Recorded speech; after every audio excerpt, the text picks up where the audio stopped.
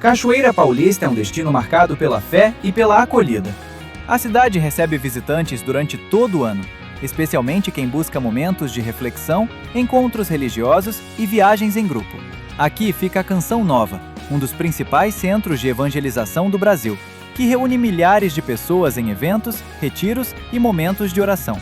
Com missas diárias e o belo Santuário do Pai das Misericórdias, o local é um convite para quem busca paz, espiritualidade e conexão. E para chegar com conforto e tranquilidade, vá de Pássaro Marrom.